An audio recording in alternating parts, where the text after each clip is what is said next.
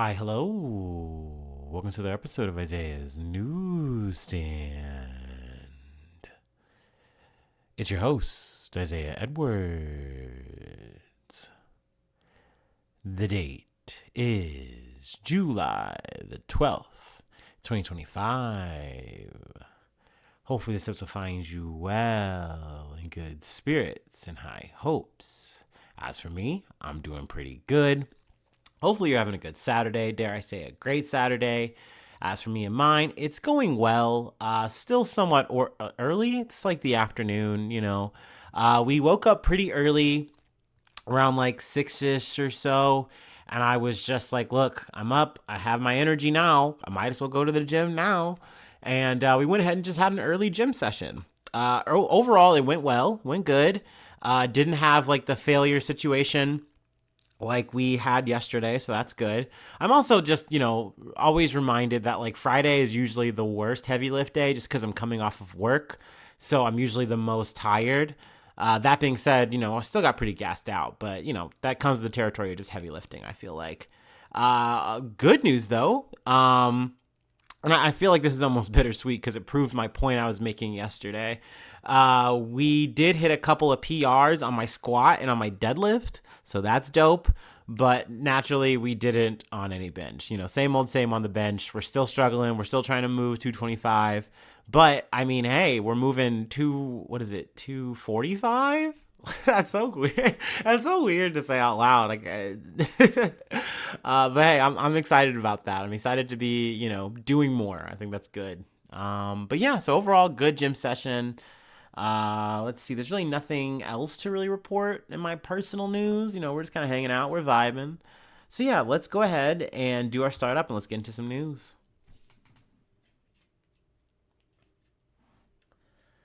I'm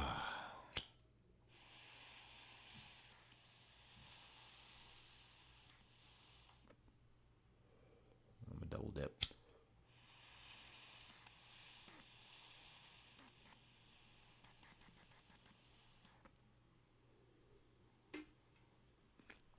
Okay. Yummy.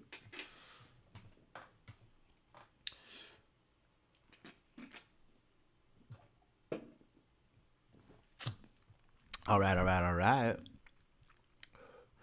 Our first story comes from the BBC. Victims' families demand answers as report says fuel switches cut off before Air India crash. So this is a bit of an update. This was that sole survivor story where there was a whole ass plane crash and everyone died but one person who was able to walk out of that plane crash, with some scratches and bruises, but relatively okay, which was pretty crazy. Seems like the first preliminary report has come out on what potentially happened. So wanted to kind of just talk about that for starters. A preliminary report on the Air India crash that killed 260 people finds that both fuel switches were in the cutoff position moments before the plane crashed totally gonna fuck this up. Crashed in Aminabad. Audio recordings from the cockpit suggest there was confusion between the two pilots over how fuel to the engines cut off. So I did hear the audio when I was listening to the BBC.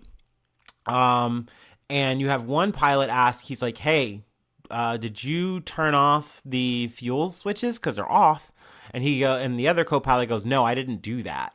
So it seems, and what is kind of being theorized at the moment, is that there was some kind of electrical, issue in the plane that happened while they were in the air, and it forced them off. Like it forced both engines off. So in that moment, they do try to get the engines back on, but you're not supposed to have that situation happen, obviously. So I imagine there's going to be more details here, and I imagine that that's something that families are desperately, waiting to hear more about what happened. And I mean, to be like, okay, well, if this is electrical, then why wasn't this, looked at beforehand? You know what I mean? If this was potentially a problem that could have been avoided, could have been prevented, why wasn't it? So, I mean, I'm sure there's going to be more questions and hopefully there's more answers in the future. So starting off with that, Excuse me. Got another update, and this is from a story we just recently talked about last episode from ABC News. Hospital says California farm worker is alive after 30-foot fall during ice raid. A farm worker is in critical condition after falling off a roof during an Immigration and Customs Enforcement raid in California, officials and family said.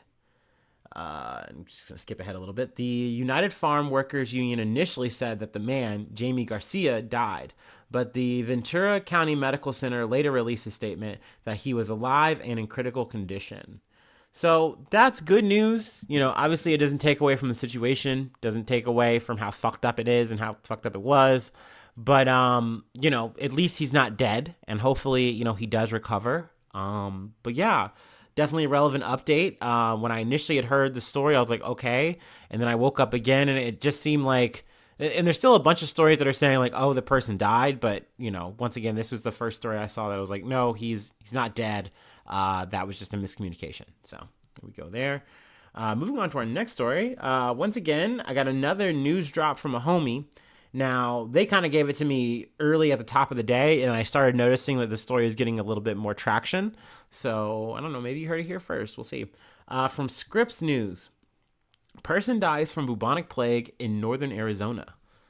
Cases of bubonic plague are extremely rare in the U.S., with an average of 7 cases reported per year since 2000, according to data from the CDC and the Centers for Disease Control and Prevention. I don't know, I just wanted to abbreviate it there.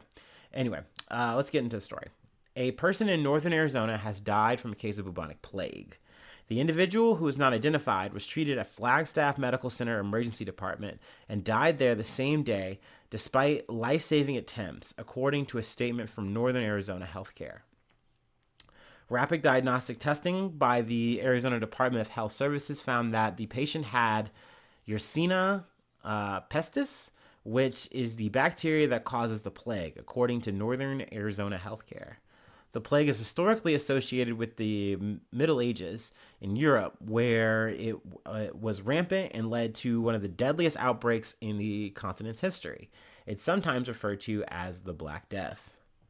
Cases of, and we said that from earlier, they had that in the little, what do they call it? It's not the headline. Is it the byline? Whatever. It's the thing, byline's who it's by. But you know what I mean, like the little thing in between the header and the byline. Whatever. Let's see here. Now they said that most of the cases that are reported come from southwestern region, including Arizona, New Mexico, Southern California, Nevada, California, and Southern Oregon. That being said, I was still surprised to know that the most recent case before this was in 2000. I'm like, that's not that far, behind us. You know what I mean? That's like 25 years ago. Goddamn. But obviously very unfortunate that we're dealing with this now. Granted, I'm not even going to lie to y'all, this is less crazy to me than the measles peaking. You know what I mean? Because at least this is a bolt out of the blue. Like, every once in a while, you hear about a fucking case like this, and it's like, oh, wow, get your attention. But, like, that makes sense because, these things can just pop up and become an issue. But when you have something very preventable and it's just not being prevented, and that's what's causing an outbreak, that to me is just like, that's just pure stupidity. Are we really that dumb? And the answer is sadly yes. Anyway, I'm getting off the rails here. Just wanted to talk about the fact that the bubonic plague is back. Get your crazy bird mask out. Anyway, we have one more story that I wanted to cover, and we'll go ahead and call it a day from there. Got to talk about some bad bread. But let's go ahead and take our last break, and we'll close it out.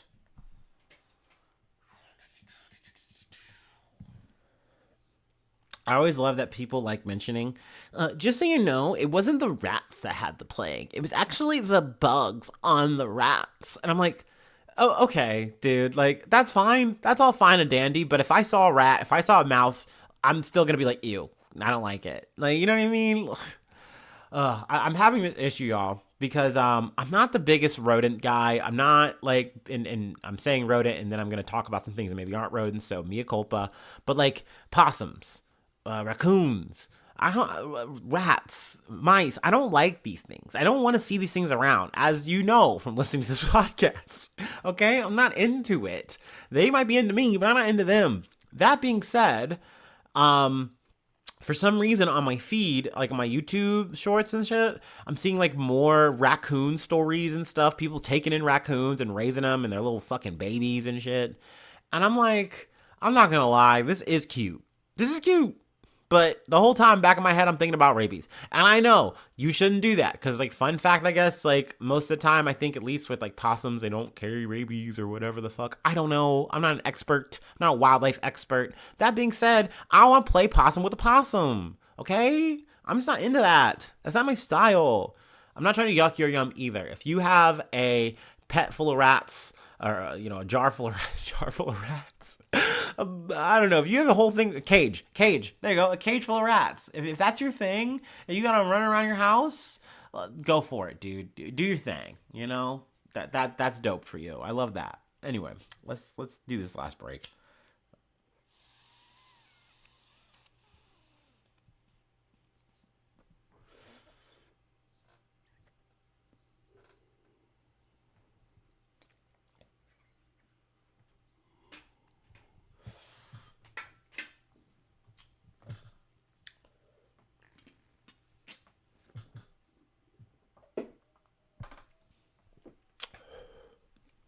All right.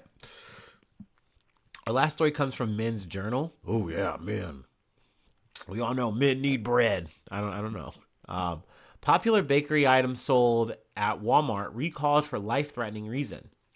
The FDA just announced that a bakery item sold at Walmart and Kroger, by the way, has been recalled. Hartford Bakery's Lewis Bake Shop artisan-style half loaf was pulled off shelves for undeclared hazelnuts.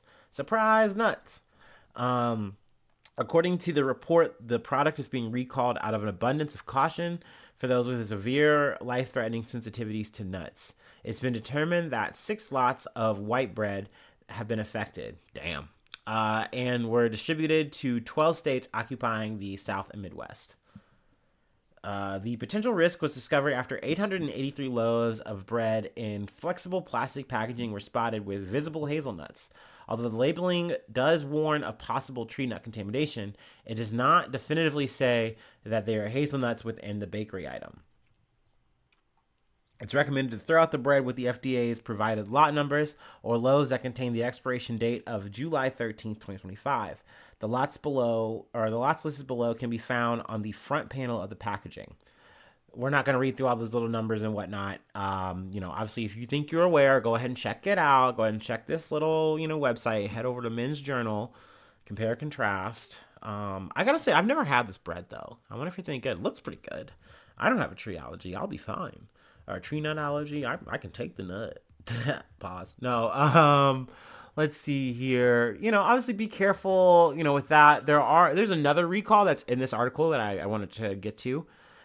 This is the second recall at Walmart this week, with nearly 850,000 water bottles being removed from the store after 2 people reported permanent vision damage. That's crazy. You just got turned into Daredevil for some water. That's fucked up. No powers. No good. Popular grocery store Publix also recently alerted customers of a potential foreign material contamination in the ground beef. So we got some bad beef too at a Publix. That's not good. That's no good. Anyway, that's all we have for today. So obviously watch your bread, watch your water, watch your ground beef. Be careful of the fucking plague and fuck ice. I don't know. Make sure your fuel switches are up. That's a whole recap. That's what we did today. That's what we talked about. Anyway, if you would like to help out support the effort, I do have Patreon, patreon.com/IsaiahNews. Become a newsie today. Free ways to hit me up, IsaiahNews1@gmail.com. Feel free to follow me or the podcast on any of the socials. Subscribe to the YouTube, follow on TikTok, follow on Spotify, follow on Apple Podcasts. Whatever platform you're on, I'm probably there waiting for you. While you're on the YouTube, at least, hit the like button, leave a cool comment. Sharing is caring. I know you can do that for Spotify or Apple, what have you. All the stars are appreciated as well if you're on one of those, for the ratings. But yeah, if you don't do any of that, I still just appreciate you listening. I think that's pretty cool. And hopefully I see you soon for some more good news. I love ya. Bye-bye. Mwah.